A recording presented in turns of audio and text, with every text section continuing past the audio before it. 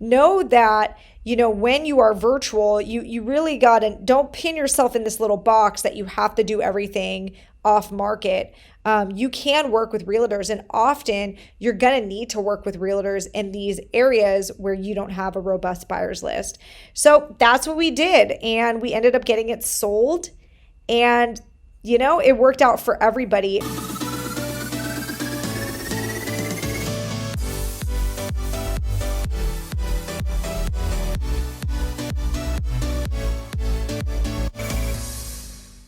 Hey, what's up, guys? Today we're going to do another wholesale deep dive.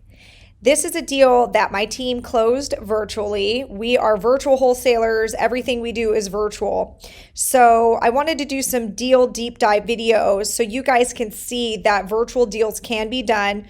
We live in California and this deal is in Oklahoma. And I thought this deal might be interesting to do because it's actually in a city that we don't wholesale a lot of houses in. So I think it's going to be a tricky one to find comps, and it might give me a little run for my money live on this video.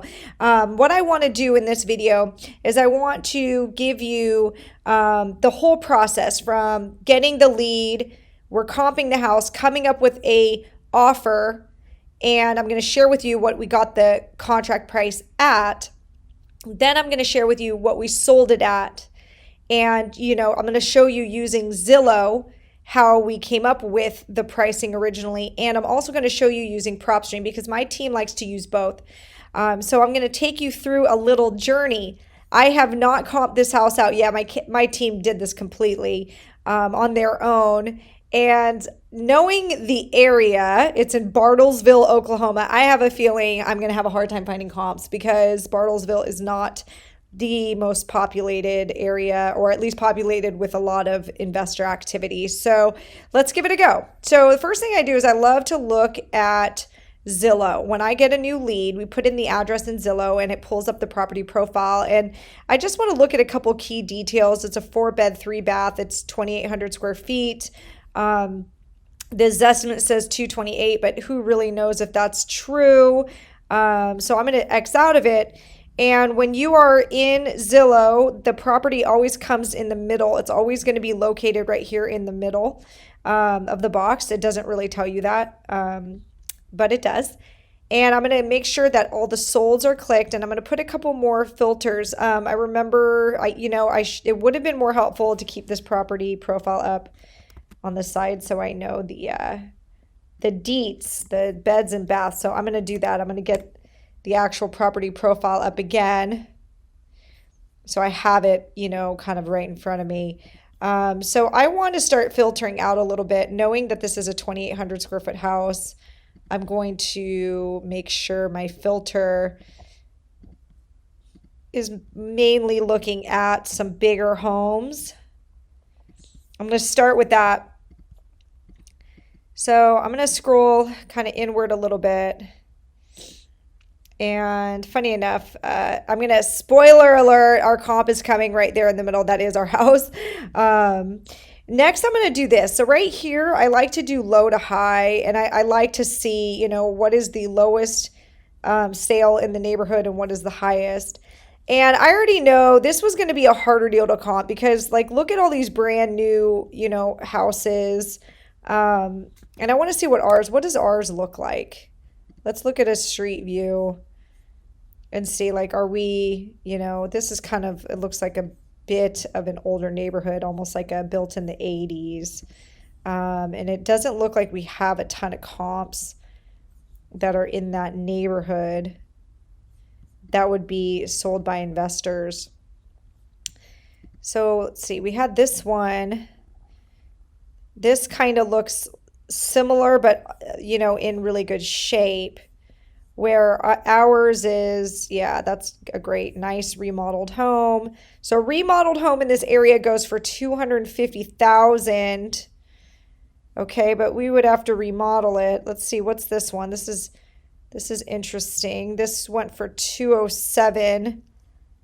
And it's not in bad shape. It's livable. It's a market sale, but it's not remodeled.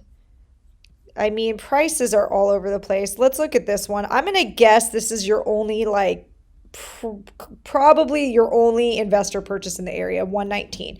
You know, because it's just way lower than everything else, right?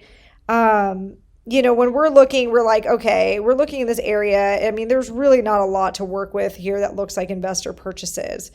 When you look at these pictures, these look very characteristic of a full market sale, something where a realtor went in. I mean, the pictures are nice. The houses are in really nice condition. These are not comparable.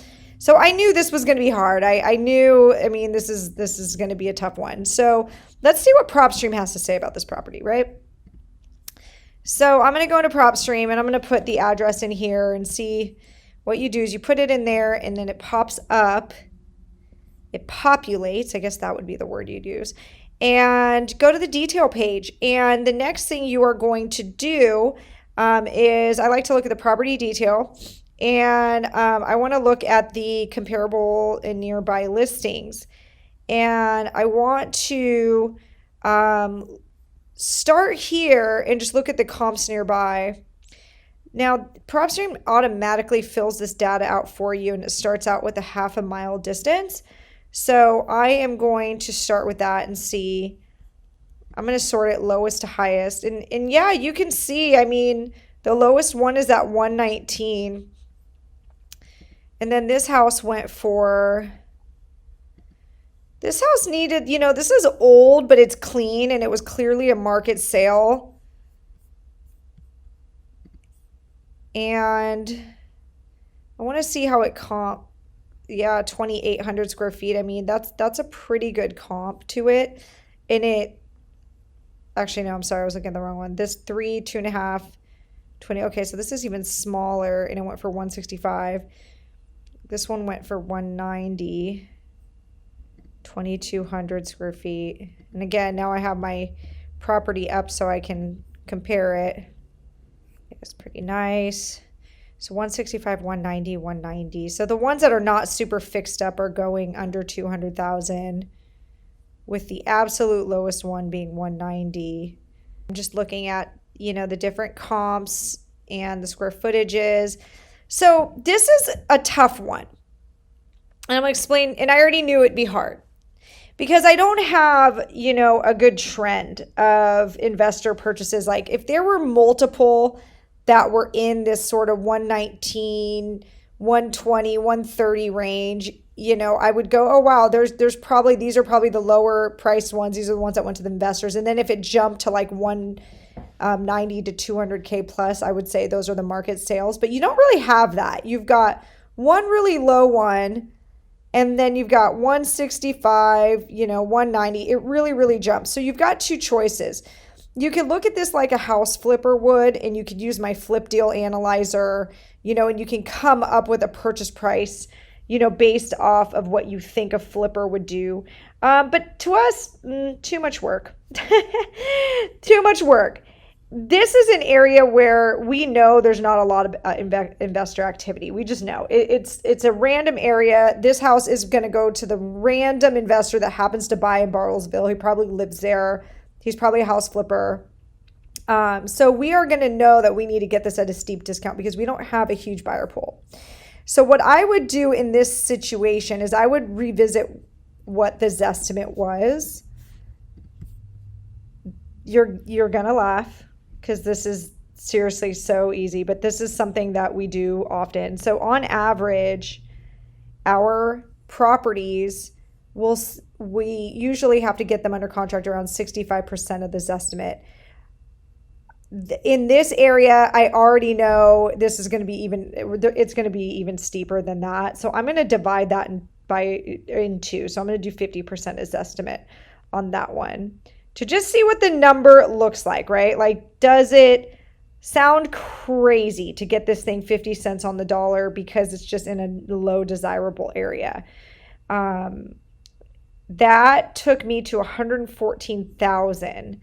Do I have any comps that support that? Well, you do have this one at 119. So in a situation like this where we are like really not sure what to offer, we would probably just do easy math and test the seller out. And that's exactly what our team did. They tested the seller out.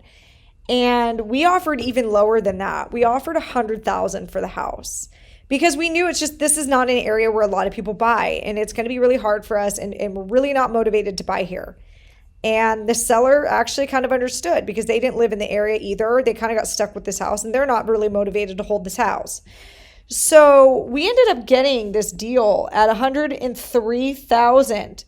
And we marketed the crap out of it, and we were only able to get $113,000 for it resale price. So that tells you, it's not very easy to get a house in Bartlesville sold, but we managed to do it. We ended up getting, now this one we had to actually put it on the MLS, believe it or not. So in our area, we can list contracts that we have equitable interest in. We have to use a realtor, and we can place the contract on the MLS with a lot of disclosure as that, as to that it's an assignable contract, et cetera, et cetera. This is not something you want to attempt unless you know for sure it is, okay to do with your, with your MLS. It doesn't violate any MLS rules or any laws within your state. And we know for a fact that it doesn't. And so we listed this one on the MLS. So we had as many eyes as possible, right, on this deal. And we still were only able to sell it for $113,000. When you list a property on the MLS, we actually have to pay a lot of fees, right? We have to pay a realtor commission, both buyer and seller side, because we have a realtor representing us, and we do usually have to chip in for closing costs. So although on paper, it looked like we got $10,000 wholesale fee, we actually ending up with $8,400. So either way, we knew we had no buyers here. We tried our best to move it. We really couldn't on our own.